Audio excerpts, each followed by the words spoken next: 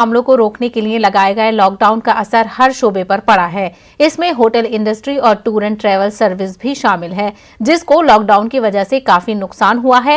Hotel मालिकान का कहना है कि इस कोरोना और लॉकडाउन ने हमारी इंडस्ट्री की कमर तोड़कर रख दी है। मालिकान का कहना है कि इस वक्त गुजारा करना भी मुश्किल हो गया है। लास्ट ईयर जब पहली बार कोरोना का महामारी फैली थी तो उसी में ही होटल इंडस्ट्री जो सेगमेंट है पूरा का पूरा, उसमें बहुत ज़्यादा रिवर्स इफेक्ट हुआ था। हम लगभग इस साल जनवरी फरवरी में लगभग रिवाइव होने की स्थिति में आ गए थे, परंतु ये दूसरी लहर ने तो लगभग हम जैसे बजटरी होटलों की लगभग कमर ही तोड़ के रख दी है।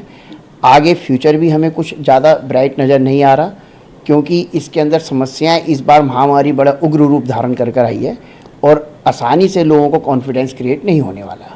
देखिए, अभी तो नियर फ्यूचर में आप ये कहें कि महीने 2 महीने में हम ऐसी स्थिति में आ जाएंगे कि लोग आने जाने लग जाएं और हम कुछ हमारे यहाँ ऑक्यूपेंसी बढ़ जाए, मुझे तो ऐसा नज़र नहीं आता, क्योंकि इस बार महामारी जैसे मैंने पहले भी कहा कि उग्र रूप धारण कर आई है।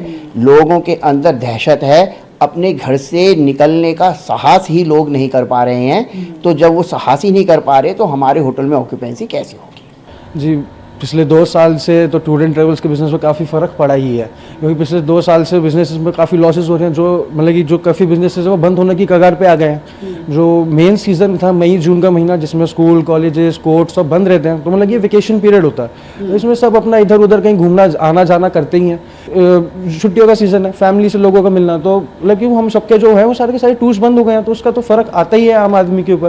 तो जो सीधा सीधा हम पे फ़र्क है, और ऊपर से सब बंद है, तो जो हर साल हमको जो अपने जो फिक्स चार्जेस हैं, जो हमारे फिक्स चार्जेस हैं, या जो हमारे जो हमको जो चार्जेस पे करने पड़ते हैं, जो हमारे सैलरीज हो गई, या हमारी अगर कमर्शियल व्हीकल्स की बात करो तो उसमें हमारे कमर्शियल के लोन्स हो गए, कमर्शियल व्हीकल के लोन्स, गाड़ी की फिटनेस, उसके बाद हमारे रोड टैक्सेस, और उसके बाद गाड़ी के इंश्योरेंस, और ये सब हमको जो है हर साल खुद को ही बेयर करने पड़ते हैं, जो कि हमको हर साल खुद भरने पड़ेंगे। जो मतलब कि इस साल मई जून के महीने में जो हमारा सबसे ज़्यादा पीक पीरियड होता था ट्रैवल का,